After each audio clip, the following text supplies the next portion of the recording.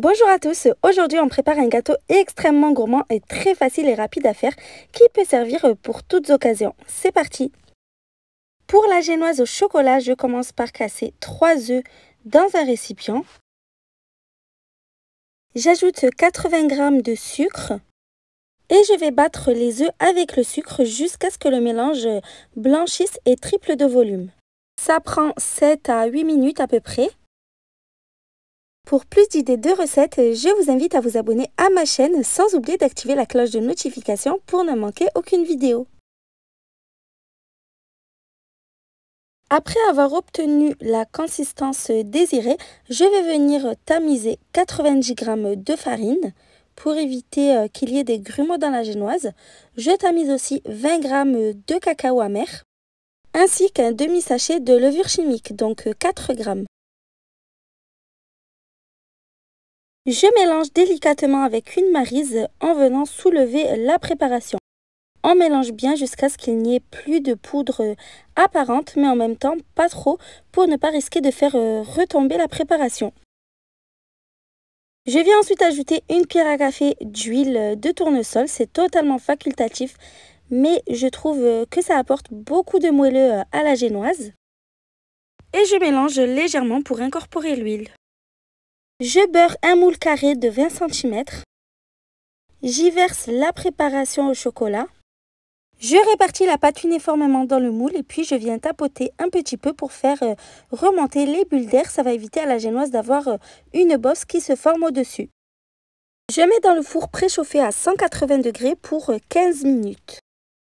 Pendant que la génoise cuit au four, je vais préparer la crème chantilly à la vanille avec 450 ml de crème liquide entière très froide et une cuillère à café de vanille en poudre que vous pouvez remplacer par un sachet de sucre vanillé ou de l'extrait de vanille. Je bats la crème avec la vanille et quand ça commence à mousser, j'ajoute 50 g de sucre glace. Je bats le tout jusqu'à ce que la crème soit bien ferme et onctueuse. Ça prend moins de 2 minutes. Attention quand même à ne pas trop battre la crème pour ne pas la transformer en beurre. Je réserve ensuite la crème chantilly au réfrigérateur pour m'en servir plus tard. Quand la génoise au chocolat est cuite, je la retire du four et je la démoule immédiatement sur une grille pour la laisser bien refroidir. Pendant que la génoise refroidit, je viens râper une tablette de chocolat au lait de 100 g pour obtenir des copeaux de chocolat. Uniquement quand la génoise a bien refroidi, je la tranche en deux. Si vous le faites quand elle est encore chaude, elle risque de totalement s'émietter. Si la recette te plaît, n'oublie pas de mettre un petit pouce bleu pour m'encourager. J'ai préparé un expresso pour imbiber la génoise. Si vous n'aimez pas le café, vous pouvez le remplacer par du chocolat chaud refroidi ou simplement du lait. J'imbibe généreusement de café la première partie de génoise. Je mets ensuite une grosse couche de crème chantilly à la vanille. Je l'étale bien de partout. N'hésitez pas à bien en mettre. Si ça dépasse sur les bords, ce n'est pas grave.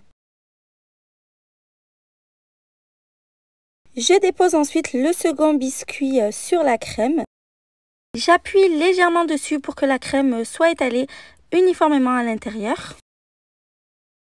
J'imbibe également de café la seconde couche de génoise au chocolat. Et puis je la recouvre à nouveau de crème chantilly.